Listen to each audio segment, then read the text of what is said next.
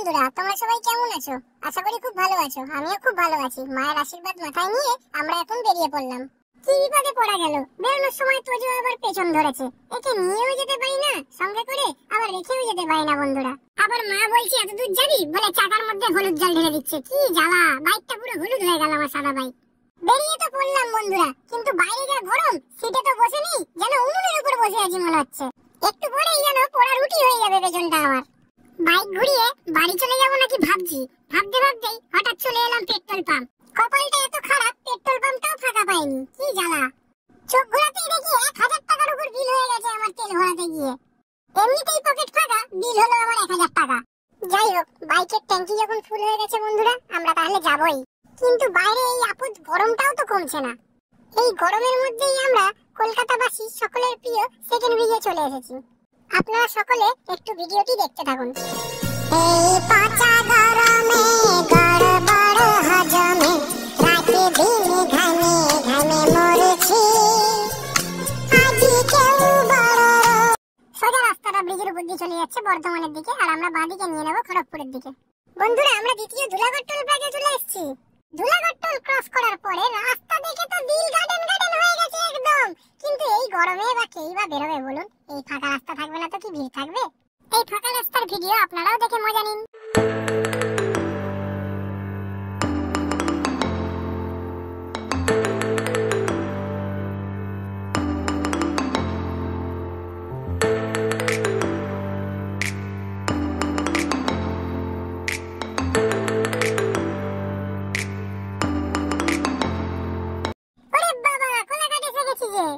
তাই বলি, পেটে ছুঁচোটা এত লাফালাফি করছে কেন? কোলাঘাট এলেই না আমার খিদে পেয়ে যায় বন্ধুরা। ঘড়িতে বাজে 3:30 আর আমরা এখন লাঞ্চ করতে বসবো। এই মহারানীকে দেখছি জুহি চাওলা, আর বাইক চালিয়ে আমি হয়ে গেলাম পোড়া কয়লা। তবে হোটেলটার খাবারগুলো ভালো হলেও সার্ভিসটা কিন্তু মোটেও ভালো ছিল না। কি আর করা যাবে, চলো যাওয়া যাক। আবার জার্নি শুরু করে দিলাম। সোজা রাস্তাটা চলে যাচ্ছে খড়গপুরের দিকে, আর আমরা বাঁদিক নিয়ে নেবো হলদিয়ার দিকে।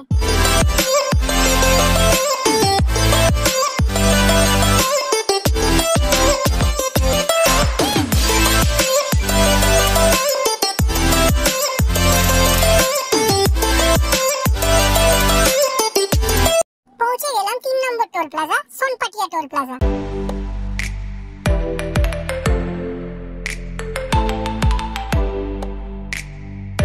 এই তো নন্দকুমারও চলে এসেছি। এবারেই বাড়বে সিঙ্গেল রোডে বড় বড় বাসের উৎপাত।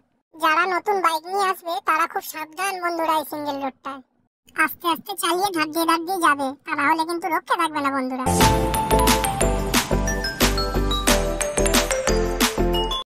এই ব্রিজের পাশে নদীর ধারে এই মন্দিরটা খুব সুন্দর লাগে দেখতে। ওরে বাবা, সূর্যি মামা তুমি এখনো ঘরে যাওনি কেন?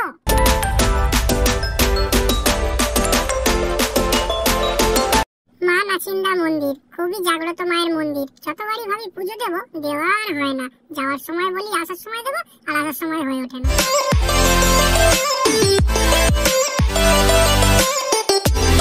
পৌঁছে গেলাম কাঠি। কাঠি থেকে আমরা ডান দিক নেব।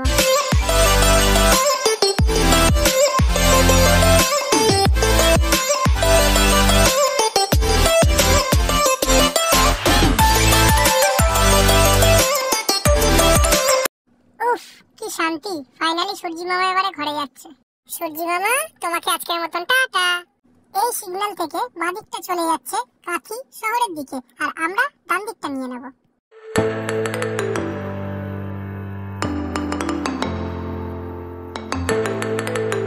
দুই ধারে ঝাউবন আর মধ্যিখানে অন্ধকার রাস্তা। দৃশ্যটা দেখতে খুবই দারুণ লাগে।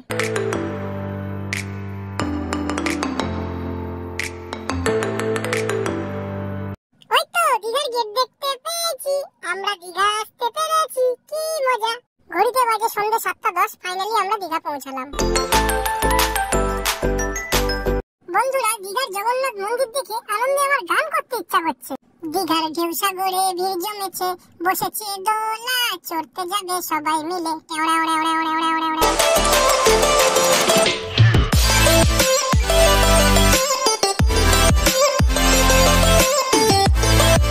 কলকাতা থেকে দীঘা এসে জারি পথে পড়লাম বন্ধুরা। ঘড়িতে বাজে 10:05।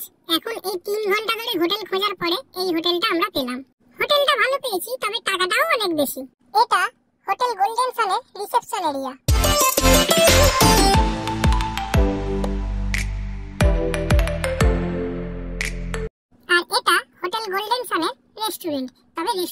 সুন্দর বন্ধুরা, দেখো আমার তো খুব ভালো লেগেছে, যাই বলো।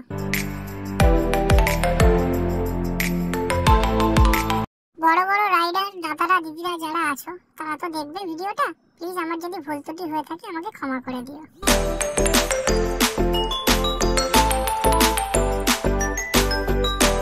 আর এটা আমাদের রুমের বাইরে এবং ভেতরের দৃশ্য, দেখতে থাকো।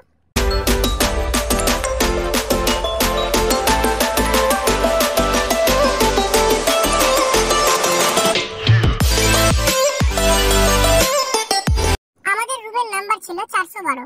রুমটা ভালো, পরিষ্কার পরিচ্ছন্ন, সাজানো গোছানো। রুমে আবার সেন্ট্রাল এসি ছিল।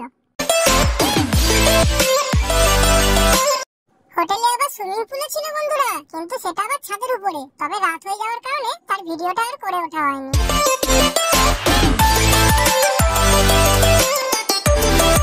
ঘড়িতে এখন বাজে 11টা, রাত হয়ে গেছে অনেক। ভিডিওটা বন্ধুরা এখানেই শেষ করতে চলেছি। আপনাদের যদি একান্তই ভিডিওটা ভালো লাগে তাহলে একটি লাইক, একটি কমেন্ট আর একটু সাবস্ক্রাইব করে দেবেন প্লিজ, যাতে পরের ভিডিওগুলো সবার আগে আপনাদের কাছে পৌঁছে যায়। আর হ্যাঁ, দীঘা পার্ট 2 এর জন্য রেডি থাকুন, খুব শিগগিরই দীঘা পার্ট 2 আসতে চলেছে। শুভরাত্রি সকলকে।